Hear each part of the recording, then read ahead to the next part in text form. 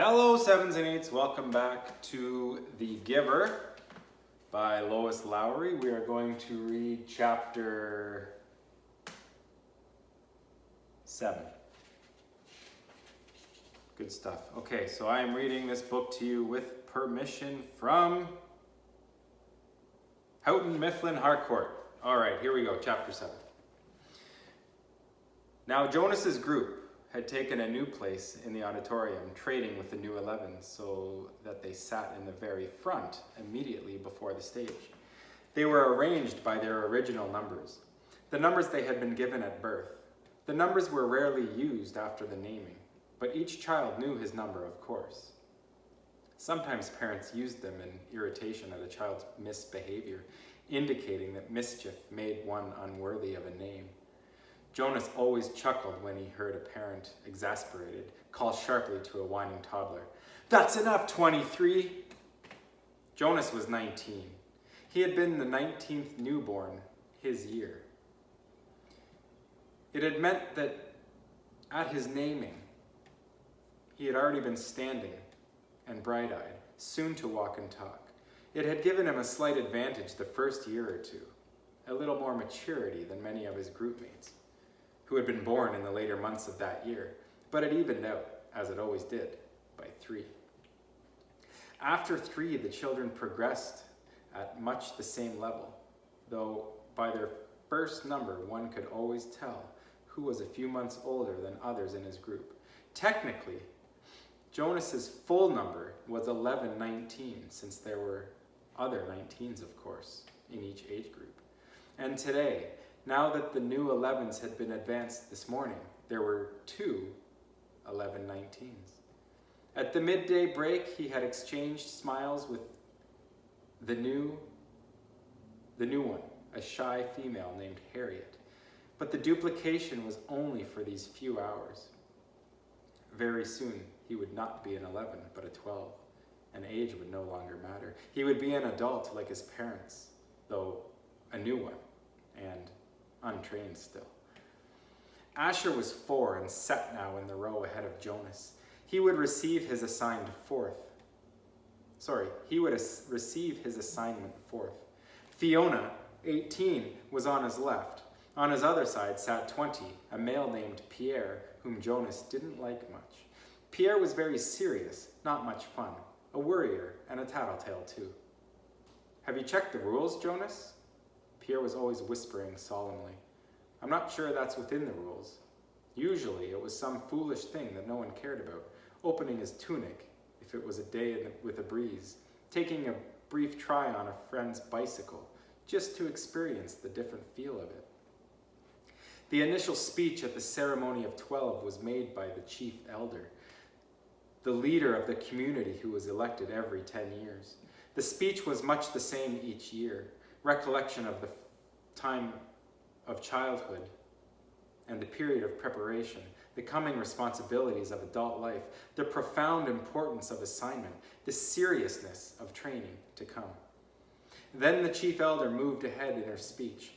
"This is the time," she began, looking directly at them, "when we acknowledge differences. You 11s have spent all your years till now learning to fit in, to standardize your behavior, to curb any impulse that might set you apart from the group. But today, we honor your differences. They have determined your futures." She began to describe this year's group and its variety of personalities, though she singled no one out by name. She mentioned that there was one who had singular skills at caretaking, another who loved new children, one with unusual scientific aptitude, and a fourth for whom physical labor was an obvious pleasure. Jonas shifted in his seat, trying to recognize each reference as one of his groupmates. The caretaking skills were no doubt those of Fiona on his left. He remembered noticing the tenderness of which she had bathed the old. Probably the one with scientific aptitude was Benjamin, the male who had devised new important equipment for the rehabilitation center. He heard nothing that he recognized as himself, Jonas.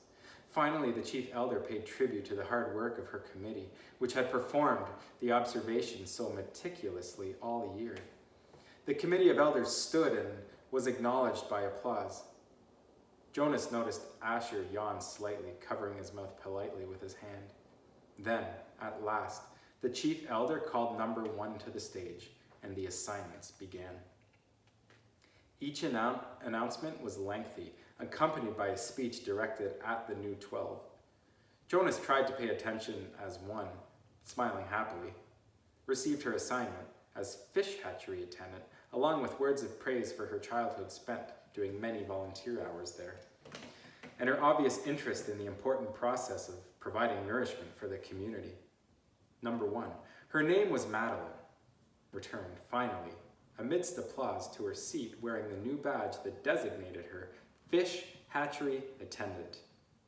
Jonas was certainly glad that that assignment was taken. He wouldn't have wanted it, but he gave Madeline a smile of congratulation. When 2, a female named Inger, received her assignment as birth mother, Jonas remembered that his mother had called it a job without honor, but he thought that the committee had chosen well. Inger was a nice girl, though somewhat lazy, and her body was strong. She would enjoy the 3 years of being pampered that would follow her brief training. She would give birth easily and well, and the task of laborer that would follow would use her strength, keep her healthy, and impose self-discipline. Inger was smiling when she resumed her seat. Birth mother was an important job, if lacking in prestige. Jonas noticed that Asher looked nervous. He kept turning his head and glancing back at Jonas until the group leader had to give him a silent chastisement, a motion to sit still and face forward. 3, Isaac, was given an assignment as instructor of 6s, which obviously pleased him, was well deserved. Now there were 3 assignments gone, none of them ones that Jonas would have liked. Not that he could have been a birth mother anyway. He realized with amusement. He tried to sort through the list in his mind, the possible assignments that remained. But there were so many he gave it up. And anyway, now it was Asher's turn. He paid strict attention as his friend went to the stage and stood self-consciously beside the chief elder. All of us in the community know and enjoy Asher, the chief elder began. Asher grinned and scratched one leg with the other foot. The audience chuckled softly. When the committee began to consider Asher's assignment, she went on, there were some possibilities that were immediately discarded, some that would clearly not have been right for Asher. For example, she said, smiling, we did not consider for an instant designating Asher as an instructor of 3s. The audience howled with laughter. Asher laughed too, looking sheepish but pleased at the special attention. The instructors of 3s were in charge of the acquisition of correct language. In fact, the chief elder continued, chuckling a little himself, we even gave a little thought to some retroactive chastisement for the one who had been Asher's instructor of 3s long ago. At the meeting where Asher was discussed, we retold many of the stories that were remembered from his days of language acquisition. Especially, she said, chuckling, the difference between snack and smack. Remember, Asher? Asher nodded ruefully, and the audience laughed aloud. Jonas did too. He remembered, though, he had only been a 3 at the time himself. The punishment used for small children was a regulated system of smacks with the discipline wand, a thin, flexible weapon that stung painfully when it was wielded.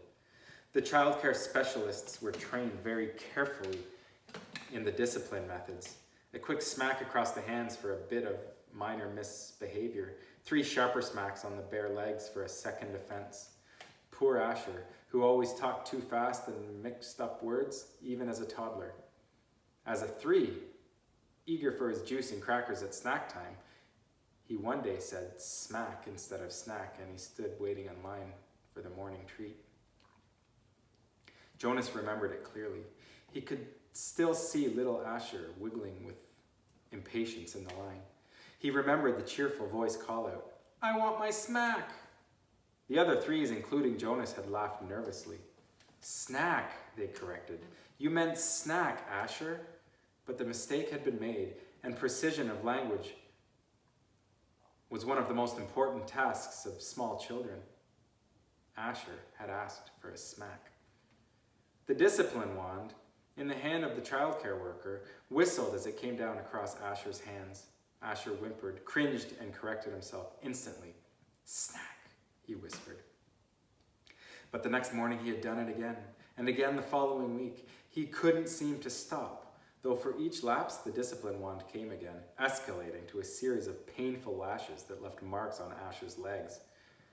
Eventually, for a period of time, Asher stopped talking altogether, and when he was a 3. For a while, the chief elder said, relating to the story, we had a silent Asher, but he learned. She turned to him with a smile.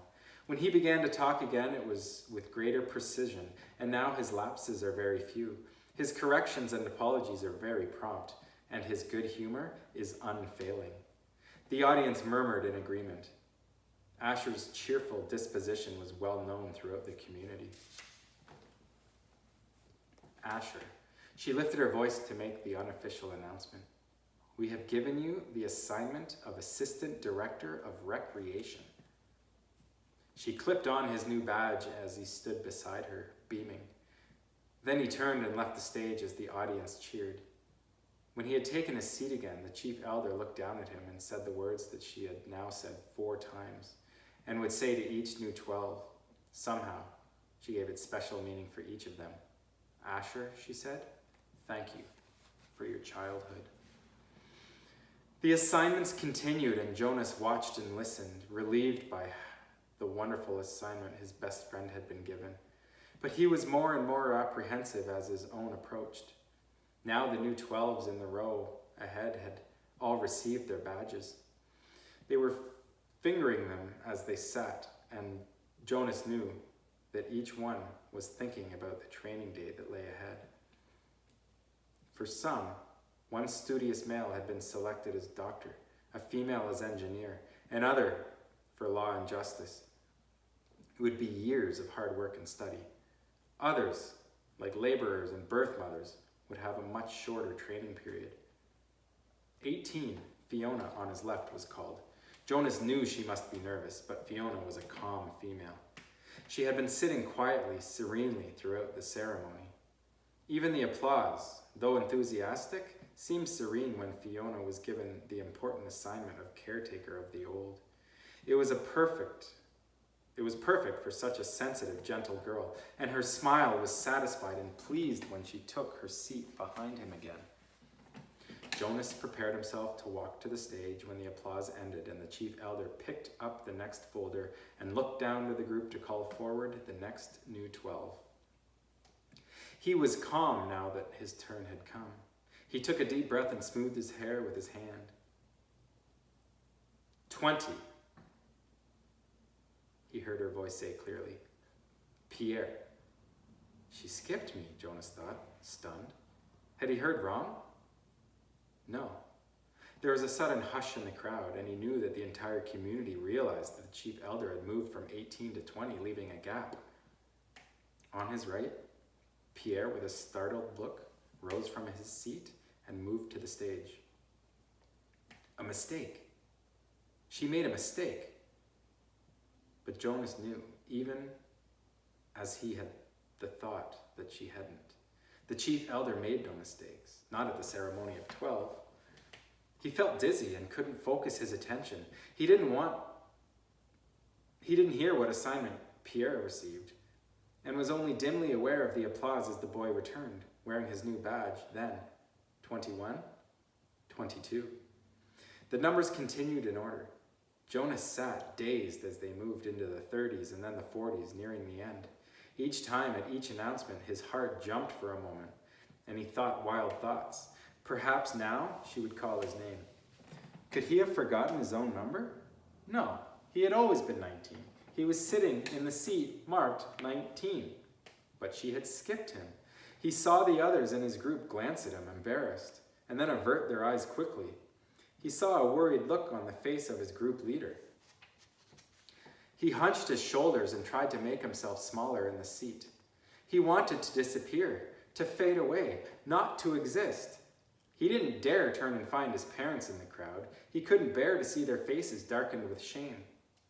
Jonas bowed his head and searched through his mind. What had he done wrong?